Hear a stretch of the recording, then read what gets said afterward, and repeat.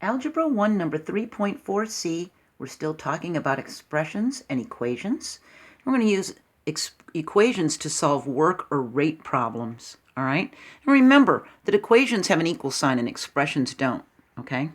In the description of this video is a link to an entire playlist that I made about algebraic word problems. Everything's in there, mixtures, rate problems, work problems, everything, okay?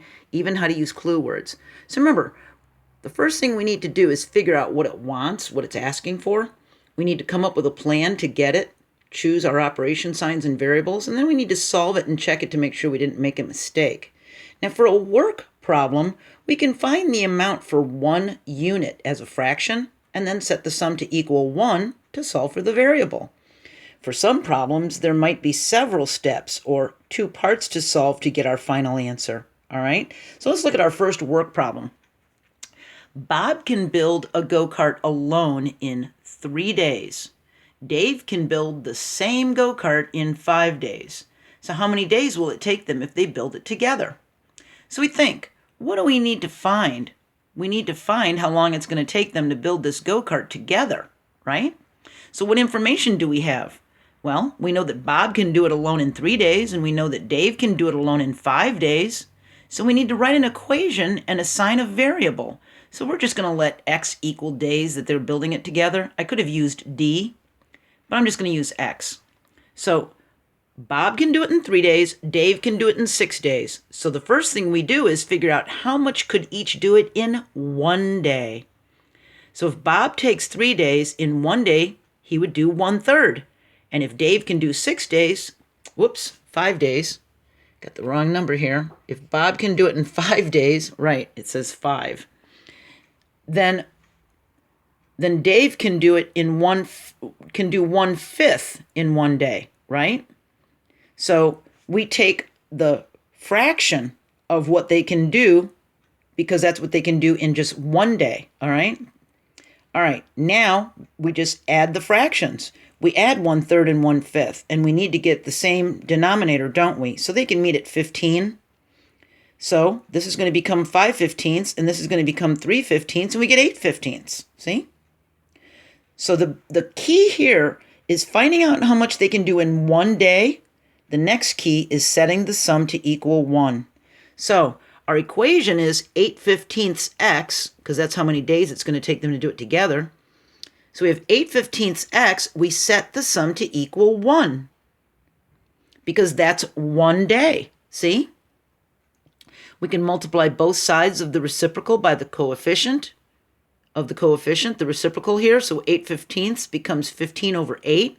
We multiply both sides by 15/8, and this side, a little math on the side, we get 120/120 x. That's going to equal 1x, isn't it? And then we get 15/8. So we do a little division and we find out how many times 8 can go into 15, because it's just a little division problem, isn't it, this fraction? And adding some extra zeros and a decimal point, I find out it can be 1.875 days that it'll take them to build it together. A little under 2 days if they build it together. And they'll both save time, won't they? Because Bob takes 3 days and Dave takes 5. It'll be less than 2 days if they do it together and work together, right? So remember, when you have a problem like this, where one person is doing it in one amount of time and the other person's doing it in the other amount of time, or 2 trains or 2 planes or whatever, find out what they can do in 1 unit, write them as a fraction, and set the sum to equal 1. My advice is, because you're going to come across these in algebra, write this down. For a work rate problem,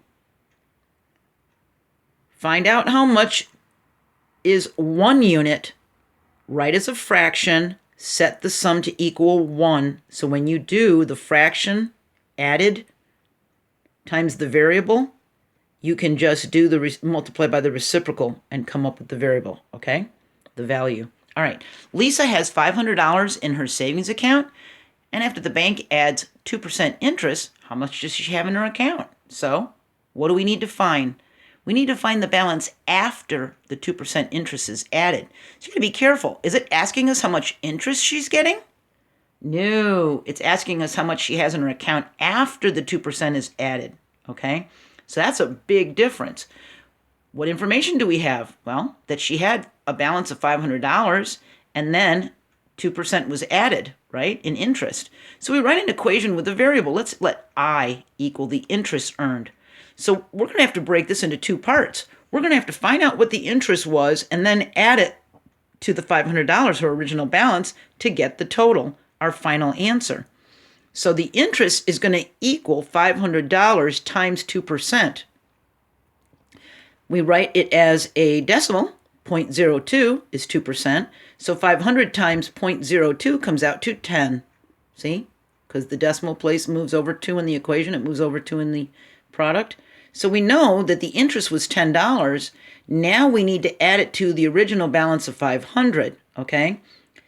Got to be very, very careful. They're not looking for $10 as our answer. That's the amount of interest she earned. It's asking how much does she have in her account. Very different, okay? Things like that can get people messed up because they'll trick you on a test, and $10 would be one of the possible answers, just to trick you, just to see if you'll fall for it, okay?